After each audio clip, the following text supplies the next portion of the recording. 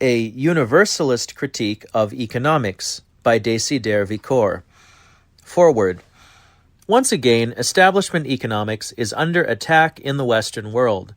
Despite its apparent achievements as a science, more and more economists are coming to the conclusion that something is wrong with the neoclassical and neo-Keynesian system of economics.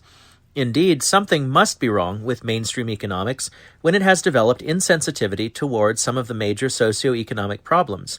Gradually, it becomes clearer and clearer that the available, refined analytical machinery is capable of solving only minor puzzles. The ideology of the free, competitive market is biased and provides erroneous assumptions for theoretical conclusions. Much emphasis is being placed on developing an investigating apparatus resembling that of the pure natural or physical sciences. A growing interest in mathematical sophistication leads to an expanding body of esoteric knowledge, pushing relevance more and more into the background. Preoccupation with the quantitative aspects of the total output as an indicator of economic success tends to minimize interest in the critical analysis of the types and quality of goods produced. Lip service paid to consumer sovereignty disguises the enormous power of the giant producers over the influence of the consumers. That concentration of economic power leads to unequal development and to unequal distribution of income is treated as a negligible problem.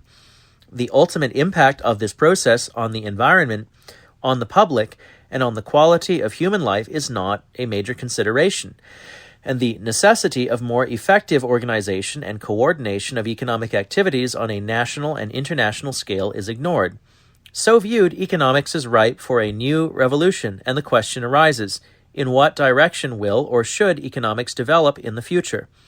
The purpose of this study is not to advocate specific ideas in the midst of this controversy, but to call attention to the type of economics proposed by an Austrian scholar, Othmar Spann, during the interwar period.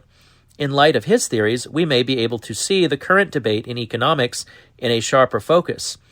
A vigorous critic of orthodox economics, he suggested a new road for his fellow economists.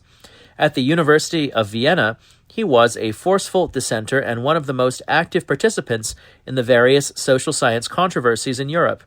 Representing a fundamentally holistic view in economic investigations and a broad economy-wide approach, he and his followers in the Universalistic school believed, long before Keynes, that the ruling classical or neoclassical system of economics was not in a position to solve the major economic problems of the 20th century and advocated radical changes to remedy the situation. In their scheme, a peculiar sociological orientation is advocated in economic analysis, and a great interest is shown in shaping economics as an interdisciplinary area of study. Basically, their ideal is a decentralized economy consisting of autonomous vocational groups in a cooperative social framework, which rejects excessive individualism and wasteful competition. This essay is a modest attempt to throw light on some aspects of the methodology of economics from a point of view seldom considered in English-speaking countries. In connection with the nature of this study, an important point should be made quite clear.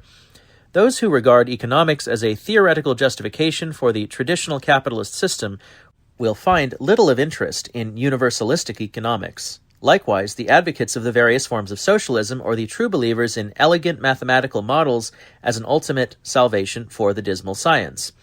Those, however, who have some doubts about the effectiveness of the spontaneous and impersonal market processes in shaping economic life in advanced industrial societies and who distrust economic regimentation or rigid socialized arrangements may at least find food for thought in some of the ideas of the universalist system of economics.